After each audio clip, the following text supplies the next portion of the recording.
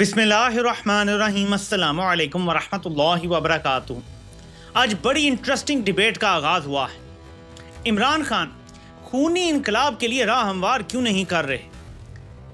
आपको पता है कि कहीं भी इनकलाब आता है तो उससे पहले ख़ास किस्म की या ज़हन साजी होती है या ख़ास किस्म का घुटन होता है। पाकिस्तान में घुटन तो है ख़ास किस्म का, लेकिन एक ख़ास किस्म की ज़हन साजी नहीं है, ये दावा किया है पाकिस्तान वाली ने। उन्होंने एक पोस्ट की है, उस पर डॉक्टर मोहित पीरजादा ने भी अपना कमेंट किया है और फिर उसके बाद मैंने भी एक तहरीर लिखी है। मैं सब कुछ आपके गोशगुजार इसलिए करना चाहूँगा कि इस डिबेट का आगाज़ होना ज़रूरी है। पाकिस्तान ने किस डायरेक्शन में जाना है, हमारे पास कौन कौन से रास्ते हैं, क्योंकि हम एक दलदल में फंस चुके हैं। फ़ौज ने हमें एक दलदल में फेंक दिया है और ख़ुद मज़े कर रही है। हमने इस दलदल से निकलना है और उसका रास्ता हमने तलाश करना है, तो मैं उस पर बात करूँगा, लेकिन उससे पहले थोड़ी चीदा खबरें देख लेते हैं। नाज़रीन, कतर से खबर ये आ रही है कि मोहम्मद बिन ज़ैद, जी हाँ, यूएई के जो फरमारवा हैं, वो दोहा पहुंच गए हैं। उसके अलावा खबर ये आ रही थी पहले कि सऊदी अरब और कतर और ये ममालिक मिलकर इसराइल को जवाब देंगे, लेकिन अब जो खबर आ रही है वो ये है कि कतर सोच विचार कर रहा है कि नेतन्याहू के खिलाफ क्या कार्रवाई की जाए। इसराइल के खिलाफ नहीं, नेतन्याहू के खिलाफ क्या कार्रवाई की जाए। थोड़ा मजीद इसको खंगाला तो पता चला कि कतर ये गौर खोज कर रहा है कि नेतन्याहू के खिलाफ क्या कानूनी कार्रवाई की जाए, यानी ज़्यादा से ज़्यादा किसी आलमी अदालत में अपना मुकदमा लेके हम चले जाएं और कहें जी कि देखें इसराइल ने एक सॉवरन मुल्क के ऊपर हमला किया है। बस उम्मा की ये हालत हो गई है, इतनी नईफ़ो नज़ार हो गई है कि एक मुल्क सबको रोनता फिर रहा है और ये जवाब तक देने के काबिल नहीं है। उल्टा जिस एक मुल्क ने जवाब दिया था उसके मिज़ाइल भी रोकते रहे, उसके जहाज़ भी उड़ने नहीं दिए और मिज़ाइलों को वहाँ जाके कार्रवाई करने की भी पूरी इजाज़त दी, अपनी एयर स्पेस इस्तेमाल करने दी, रिफ्यूलिंग करने देते हैं सब। और जो उम्मत मुस्लिमा की वाहिद एटमी कुव्वत है वो माशाल्लाह से जिहाद लड़ रहे हैं सोशल मीडिया के खिलाफ। और अभी मैं देख रहा था कि एक फ़ौजी अकाउंट से पोस्ट हुआ था कि इसराइल से बाद में लड़ेंगे, पहले हम ये जो सोशल मीडिया पे फितने हैं ना इनको ख़त्म कर लें। यानी फ़ौज ये कह रही है कि जो सोशल मीडिया पे चंद लोग बोलते हैं इनके खिलाफ जिहाद इसराइल के खिलाफ से ज़्यादा बड़ा है। यहाँ से आप अंदाज़ा लगा लें कि इनकी तरजीहात क्या हैं। अब एक और ख़बर की तरफ आते हैं। रूस के कोई 17 ड्रोन्स कहा जा रहा है कि पोलैंड की हदूद में दाखिल हो गए। 4 पोलैंड ने मार गिराए, 16 या 17 का जिक्र किया जा रहा है। और यूरोपीय यूनियन रूस की इस बात को मानने से इनकार कर रहा है, जिसमें रूस ने यह दावा किया है कि यह गलती से हुआ है, हमारे ड्रोन मिस्टेक से वहाँ चले गए हैं। यूरोपीय यूनियन के तर्जुमान कह रही हैं कि ये गलती से नहीं गए बल्कि रूस ने ये खुद किया है। They are checking the water, वो देख रहे हैं कि हमारा रिस्पांस टाइम कैसा है और सारा कुछ, ये बातें अब चल रही हैं। तो एक और ख़तरा मंडला रहा है। बरतानिया में इस दौरान एक ऐसा काम किया गया है जो एक आम सी चीज़ नहीं है। मुल्क के अंदर जितने भी मोबाइल फ़ोन होल्डर्स हैं, यानी मोबाइल फ़ोन के हामिल लोग हैं, उनको एक SOS मैसेज भेजा गया है इमरजेंसी सर्विस चेक करने के लिए। लोग इस पे क्या सराहियां कर रहे हैं कि क्या कोई आने वाली जंग का खतरा मंडला रहा है, जो सबके फ़ोन के ये सिस्टम को चेक किया जा रहा है कि क्या सबको इमरजेंसी मैसेज हो सकता है कि फ़लाँ जगह बमबारी होने वाली है, सेफ़ जगह पे चले जाएं। अगर किसी के घर में सेलर है तो वहाँ चले जाएं, कोई बंकर बना हुआ है वहाँ चले जाएं। कई पुराने घर भी हैं जो वर्ल्ड वॉर 2 से पहले या उस ज़माने के, जहाँ पे बने हुए हैं सेलर्स और बंकर्स वगैरह। तो ये एक सर्विस SOS सर्विस चेक की गई है। तो एक तरफ रूस का पोलैंड की हदूद क्रॉस करना और कहना जी गलती है, यूरोपीय यूनियन का कहना गलती नहीं है, आपने जान के किया है, इतना बड़ा एक ड्रोन करता तो बात भी थी, 17 ड्रोन कैसे आ गए गलती से। और ऊपर से बरतानिया का ये करना कि अपने लोगों को SOS यानी इमरजेंसी सर्विस जो मैसेजेस हैं उस सर्विस को टेस्ट करना, ये बताता है कि शायद यूरोप ज़हनी तौर पर तैयार हो रहा है कि एक और जंग हो सकती है। अब रूस का ये इरादा है या नहीं है ये तो हमें ज़ाहिर नहीं पता। ज़ाहिर तो ये लगता है कि रूस तो यूक्रेन को सिर्फ रोकना चाह रहा है, वो दिफाई जंग लड़ रहा है। लेकिन ज़ाहिर है कि मगरिब को डराया हुआ है अमेरिका ने कि जी रूस तो चढ़ जाएगा, तुम्हें खा पी जाएगा, ख़त्म कर देगा। इसने तो हिटलर को भी शिकस्त दे दी थी सोवियत यूनियन ने। तो इसलिए एक खौफ की फ़िज़ा भी बनी हुई है यूरोप में इस टाइम, बरतानिया समेत। तो ये हैं आलमी हालात कि एक तरफ अरब ममालिक पे हमले हो रहे हैं और एक तरफ यूरोप भी अपने आप को गैर महफूज तस्वुर कर रहा है। यूरोपीय पार्लियामेंट में खड़े होकर ओवेशंस दी जा रहे हैं पोलैंड को कि हम सब आपके साथ हैं, डरना नहीं है, घबराना नहीं है, और इस तरह की बातें हो रही हैं। तो ये दो थी ऐसी आलमी डेवलपमेंट जिससे मैंने सोचा कि पहले बात कर लूँ। अब आते हैं पाकिस्तान के अंदर जो डेवलपमेंट्स हो रही हैं। इमरान खान का एक वाज़ेह मैसेज पोस्ट हुआ है اور وہ تیسرا حصہ ہے ان کے میسج کا جو میں پڑھنا چاہتا ہوں. بشریٰ بی بی کے حوالے سے تو انہوں نے جو بات کی تھی وہ میں رات کو بتا چکا ہوں کہ ایسی وفات شار بیوی شاید مطلب کسی بھی سیاستدان کو نہیں ملی. تو انہوں نے جو مراد سعید کے حوالے سے کہا ہے, پیغام دیا ہے جو پوسٹ ہوا ہے. عمران خان لکھتے ہیں, مراد سعید میرے وفادار ترین ساتھیوں میں سے اور یہ حقیقی آزادی کی تحریک کا اہم ترین حصہ تھا, ہے اور رہے گا. اس کے بارے میں کیا سرائیاں بند ہونی چاہیے وہ میری ہدایت پر ہی انڈر گراؤنڈ ہے. مجھے باوثوق ذرائع سے اطلاعات ملی تھی کہ اس کی جان کو شدید خطرات ہیں. مجھے یہ بھی اطلاعات ہیں کہ اس کو اغوا کر کے تشدد کا نشانہ بنا کر میرے خلاف بطور گواہ استعمال کرنا چاہتے ہیں. اس نے انڈر گراؤنڈ ہونے سے پہلے بھی اور بعد بھی میری ہر موقع پر میری ہدایت کے مطابق حقیقی آزادی کی تحریک میں فعال کردار ادا کیا ہے. عمران خان کو اس وقت مراد سعید کے حوالے سے بات کرنے کی کیوں ضرورت پیش آئی ہے, یہ میں آپ پر چھوڑ دیتا ہوں. میں اس کے بارے میں کئی دفعہ پہلے بات کر چکا ہوں. Right now is not the right time for me to say اینی تھنگ. مراد سعید جب تک محفوظ ہے, بس اتنی بات کروں گا, مراد سعید جب تک محفوظ ہے, فوج جب تک اس کو گرفتار یا پکڑ نہیں سکتی, تب تک میری ذاتی رائے میں عمران خان کو قتل کرنا بھی فوج کے لیے میری رائے میں بڑا مشکل ہوگا, اگر ناممکن نہ بھی کہا جائے. میں اس کے بارے میں تفصیل سے پہلے بات کر چکا ہوں, میں مزید بات نہیں کرنا چاہتا ہوں کہ آج کل بہت زیادہ عجیب ہے. لیکن ایک بات ہے جس پر بہت بحث چل رہی ہے اور یہ ایک اچھی بحث کا آغاز ہوا ہے.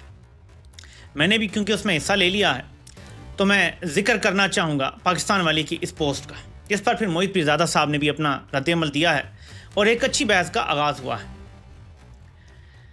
وہ لکھتی ہیں, اور یہ آپ نے سننی ہے, یہ بڑی امپورٹنٹ چیز ہے, یہ ہم سنیں گے, ہم گھر گھر پہنچائیں گے, اور اس کے بعد مجھے اینڈ میں دوبارہ سے بات کرنا ہے جو ایک موومنٹ شروع ہوئی ہے 20 تاریخ کو اذان دینے کی موومنٹ. پورے ملک میں ایک ٹائم پہ لوگ رات 9 بجے اذان دیں گے, اس پر بھی میں بات کروں گا آگے چل کے دوبارہ. وہ لکھتی ہیں کہ نیپال اور پاکستان میں فرق, عمران خان کی غلطی اور اس کا تدارک, پاکستان میں انقلاب کیسے آئے گا. ظاہر ہے جب افغانستان نے امریکہ کو مار بھگایا, ٹھیک ہے, نیپال نے اپنی حکومت گرا دی, سری لنکا نے اپنی حکومت گرا دی, بنگلہ دیش میں انہوں نے اپنی حکومت گرا دی, 4 ممالک اس خطے میں یعنی ایشیائی ممالک اپنی اپنی حکومتیں گرا چکے ہیں زور بازو. یعنی بزور بازو حکومتیں گرانے کا کوئی ایسا ایکسپیرینس ہو چکا ہے اس خطے کو, لیکن پاکستانی ابھی تک بزور بازو حکومت نہیں گرا سکے. کیا وجہ ہے؟ اس پر بڑی زبردست تحریر ہے, اور لازمی نہیں ہے کہ میں ہر چیز سے اگری کروں, لیکن جو اچھی چیز ہوتی ہے اس کو پڑھ کے سمجھ کے اور اس کا جواب اچھے طریقے سے دینے میں ہی ایک ہیلتھی ڈیبیٹ جنم لیتی ہے. ہم ذرا یہ پڑھتے ہیں, بہت انٹرسٹنگ ہے. نیپال میں نوجوانوں نے سوشل میڈیا پابندیوں اور حکومتی کرپشن کے خلاف احتجاج کیا. حکام نے طاقت کا استعمال کیا, جس کے نتیجے میں 19 مظاہرین ہلاک اور 500 سے زائد زخمی ہوئے, لیکن عوام نے جدوجہد جاری رکھی اور آخرکار حکومت کو ختم کر دیا. گولیاں انہیں روک نہ سکیں, اور سب سے اہم بات یہ ہے کہ کسی رہنما نے انہیں نہیں روکا اور کہا کہ ہماری تحریک پرامن ہے اور ہم بیلٹ پیپر سے انقلاب لائیں گے. پاکستان میں مئی اور نومبر 2022 میں سینکڑوں ہزاروں افراد سڑکوں پر نکلے, ملک اور عمران خان کے لیے جان دینے کو تیار تھے, لیکن عمران خان نے انہیں گھر بھیج دیا. خون خرابے سے بچنے کی ضرورت بتاتے ہوئے انہوں نے کہا فوج بھی میری ہے اور ملک بھی میرا ہے. جب انقلاب ان کے دروازے پر آیا تو انہوں نے اسے ملتوی کر دیا. آزادی قربانی مانگتی ہے, لیکن عمران خان لیکن عمران خان اس کی قیمت دینے کے لیے تیار نہیں تھے. وہ لمحہ ضائع ہو گیا, آج وہ جیل میں بیٹھ کر اس کی قیمت چکا رہے ہیں. وہی توانائی جو کبھی موجود تھی دوبارہ دیکھنا چاہتے ہیں, لیکن ایسا نہیں ہو رہا, جزوی طور پر ان کی اپنی کوششوں کی وجہ سے کہ انہوں نے تحریک سے تلاطم چھین لیا. 2022 کے بعد بہت کچھ بدل گیا ہے. فوج اب مکمل کنٹرول حاصل کر چکی ہے اور لوگ تھک چکے ہیں اور اپنے روزمرہ کے معاملات میں جذب ہو چکے ہیں. عمران خان نے انہیں ریڈیکلائز کرنے کے بجائے ڈی ریڈیکلائز کر دیا ہے, یعنی عوام کی ایسی ذہن سازی کرتے, ٹھیک ہے, کہ ان میں انتہا پسندانہ فوج کے حوالے سے یا کچھ رویہ آتا. عمران خان نے الٹا ان کو ڈی ریڈیکلائز کر دیا کہ نہیں ملک بھی میرا, فوج بھی میری. یہ بات یہاں پہ پوائنٹ بنایا جا رہا ہے. میں اس کے جواب بھی آپ کو بتاؤں گا میں نے کیا دیا. پاکستان میں حقیقی انقلاب فوج کے خلاف ہونا تھا, پھر بھی عمران خان نے اپنے حامیوں کو بتایا فوج بھی میری ہے, ملک بھی میرا ہے. لوگ کس طرح اس فوج کے خلاف اٹھ سکتے ہیں جس سے ان کا اپنا رہنما کہتا ہے کہ وہ نہیں اٹھیں گے. پھر یعنی فوج کے خلاف عوام کیسے اٹھے گی جب عمران خان خود کہتے ہیں کہ ملک بھی میری, فوج بھی میرا. یہ پوائنٹ ہے پاکستان والی کا, ٹھیک ہے. عمران خان نے بار بار عوام کو یقین دلایا فوج مجھ سے زیادہ اہم ہے, ہماری فوج سے کوئی لڑائی نہیں, ہماری جدوجہد فوج یا نظام کے خلاف نہیں. میں اس سے تو بالکل اتفاق نہیں کرتا. عمران خان نے ہمیشہ کہا کہ نظام کے خلاف ہے. اینی وے, فوج پاکستان کی ریڑھ کی ہڈی ہے, لوگ فوج سے محبت کرتے ہیں. یہ 5 پوائنٹ انہوں نے بتائے ہیں. لوگ کس طرح فوج کے خلاف اٹھ سکتے ہیں جب ان کا رہنما یہ سب کچھ کہتا ہے. پاکستان کا سب سے بنیادی اور بڑا مسئلہ گزشتہ دہائیوں سے جاری فوجی قبضہ اور اجارہ داری ہے، جس کے سبب پاکستان کو آج تک حقیقی جمہوریت نصیب نہیں ہو سکی۔ عمران خان اور تحریک انصاف کے کارکنوں کو چاہیے تھا کہ وہ عوام کو یہ حقیقت برملا بتاتے، ایک واضح ترقی پسند، آئین و جمہوریت پسند اور فوج مخالف سیاسی نظریہ دیتے اور عوام کو قابض فوج کے خلاف منظم کرتے، مگر انہوں نے ایسا نہیں کیا۔ عوام کو قابض فوج کے خلاف اساس بنائے بغیر یعنی ریڈیکلائز کیے بغیر ایک ملک گیر فوج مخالف تحریک کیسے اٹھائی جا سکتی ہیں؟ الٹا عمران خان نے فوج بھی میری، فوج مجھ سے زیادہ ضروری اور ہمارا فوج سے کوئی جھگڑا نہیں جیسے بیانات دے کر عوام کو ٹھنڈا کر دیا، یعنی ڈی ریڈیکلائز کر دیا۔ تحریک انصاف نے خود کو غریب، محنت کش مزدور، کسان اور سفید پوشوں کی جماعت نہیں بنایا۔ کم از کم 80% پاکستان انہی طبقات پر مشتمل ہے اور ان کی بھرپور شمولیت کے بغیر کوئی انقلابی تحریک ممکن ہی نہیں۔ انقلاب غریب اور محنت کش طبقے سے آتا ہے، نہ کہ درمیانے یا اوپروی درمیانے طبقے سے۔ تحریک انصاف کا کوئی واضح سیاسی نظریہ نہیں ہے۔ جوش، جذبہ، ٹائیگر، امر بالمعروف، حسینی، یزیدی، بیعت نہیں کریں گے، حقیقی آزادی، بیہائنڈ یو اسکیپر وغیرہ جیسی سستی جذباتیت اور بچگانہ لفظیات سے لاکھوں کے جلسے تو ہو سکتے ہیں، مگر کروڑوں کی انقلابی تحریکیں برپا نہیں کی جا سکتی۔ تحریک ایک واضح نظریہ اور عوام کی نظریات کی تربیت مانگتی ہے۔ کسی بھی تحریک کی کامیابی میں ابلاغ یعنی پیغام رسانی کا مرکزی کردار ہوتا ہے۔ تحریک انصاف نے سیاسی ابلاغ جیسی حساس ذمہ داری اردو اور انگریزی پر عبور رکھنے اور سیاسی ابلاغ کی حرکیات کو سمجھنے والے ماہرین کے بجائے جوش، جذبہ اور ٹائیگر کا ورد کرنے والے غیر سنجیدہ لونڈوں کے سپرد کر رکھی ہیں۔ نتیجہ یہ ہے کہ تحریک انصاف عوام کو قابض فوج کے خلاف منظم، یکسو اور متحرک کرنے میں مکمل ناکام رہی ہے۔ کامیابی کے لمحات میں بھی تحریک انصاف کا پیغام محدود رہا۔ تحریک انصاف نے مخصوص سامعین کے لیے اردو اور انگریزی میں سیاسی پیغام دیا اور عوام کے بڑے حصے کو باہر چھوڑ دیا۔ جوش، جذبہ جیسے رہنما عوام تک پہنچنے میں ناکام رہے۔ نتیجہ تحریک انصاف فوج کے خلاف پاکستانی عوام کو مؤثر طریقے سے متحرک کرنے میں یا اجتماعی کارروائی منظم کرنے میں کامیاب نہ ہو سکی۔ قابض فوج تحریک انصاف کو اپنا دشمن مان کر مکمل یکسوئی سے اس کے خلاف جنگ کی ہے۔ جواباً عمران خان نے فوج بھی میری اور ہمارا فوج سے کوئی جھگڑا نہیں کہتے ہوئے جنگ لڑنے سے گریز کیا ہے۔ نتیجتاً 70 سے 80% عوامی تائید کے باوجود تحریک انصاف کو شکست ہوئی ہے۔ حقیقی آزادی اور فوج بھی میری ہے آپس میں متضاد ہیں۔ جب آپ قابض طاقت سے آزادی کا دعویٰ کرتے ہیں تو آپ اسی وقت کو اپنا نہیں کہہ سکتے، یعنی آپ اسی وقت اس کو اپنا نہیں کہہ سکتے۔ جب تک عمران خان ان بیانات کو واپس نہیں لیتے، قوم سے معافی نہیں مانگتے اور اعلان نہیں کرتے کہ پاکستان کو فوجی قبضے سے آزاد ہونا ہے، انقلاب کی کوئی امید نہیں ہے۔ یہ بیانات عمران خان کے لیے ذاتی طور پر بھی خطرناک ہیں۔ اگر فوج نے انہیں جیل میں ختم کر دیا تو کوئی بھی حلیمہ خان، بشرا، مراد سعید، علی امین گنڈاپور، شاہ محمود قریشی یا ان کے بیٹے عوام سے کہہ سکتے ہیں کہ فوج کے خلاف نہ اٹھیں۔ عمران خان نے تو اپنے الفاظ میں کہا تھا کہ ملک بھی میرا، فوج بھی میری، اور فوج ان کا استعمال کر کے صورتحال کو قابو میں رکھ سکتی ہے اور انقلاب کے کسی بھی امکان کو ختم کر سکتی ہے۔ عمران خان نے اس قوم کو انقلاب کی امید دی، لیکن افسوس کہ انہوں نے موقع ضائع کر دیے۔ پھر بھی وہی ایک شخص ہے جو حقیقی انقلاب کے لیے راستہ ہموار کر سکتا ہے۔ اب یہ تحریر لکھی ہے پاکستان والی نے۔ اب یہ لمبی تحریر ہے، میں اس کا اتنا لمبا جواب نہیں دوں گا۔ پہلے میں ڈاکٹر محیط پیرزادہ کا ایک چھوٹا سا جواب بتاؤں گا، انہوں نے اس کے اوپر اس کو انڈورس کرتے ہوئے کیا کہا ہے، پھر میں بڑا شارٹ میں جواب دوں گا، کیونکہ دیکھیں عقل مند کو زیادہ لمبی بات نہیں کرنی پڑتی، عقل مند کو شارٹ میں بات سمجھ آ جاتی ہے، کیونکہ اگر آپ جہتوں میں جائیں گے ادھر ادھر ہر بات کا میں پوائنٹ ٹو پوائنٹ جواب دوں تو وہ بنے گا نہیں۔ میں شارٹ میں بتاؤں گا، لیکن پہلے ڈاکٹر محیط پیرزادہ کے چند سطروں کا جواب جو اس کو انڈورس کیا انہوں نے، وہ کیا لکھتے ہیں؟ وہ لکھتے ہیں بہت ہی اہم تحریر، عمران خان اپنی معصومیت اور حب الوطنی کے ہاتھوں بار بار فوجی جرنیلوں کے ہاتھوں بیوقوف بنے۔ اس کا نتیجہ یہ نکلے گا کہ کچھ عرصے میں ایک ایسی پوت سامنے آئے گی جو ملک بھی میرا اور فوج بھی میری کی کہانی کی دھجیاں اڑا دے گی۔